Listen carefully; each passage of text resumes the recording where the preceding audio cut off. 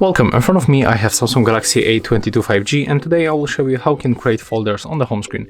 So for example, I'm going to organize these 3 icons. So you have to click, hold, and then drag this icon for another one, just like that, and after that you release. Right now we can name that folder, click done to confirm, and you can simply add icons here by tapping on the plus, and as you can see you will get all apps that you have on your phone. So for example, you can add YouTube, voice recorder, and maybe also Google Maps. Then click done. As you can see right now, apps appears here. You can change color of that folder, just like that. There's the preview how it's going to look. Let's pick this one. Click outside to confirm, and as you can see, that's how it looks.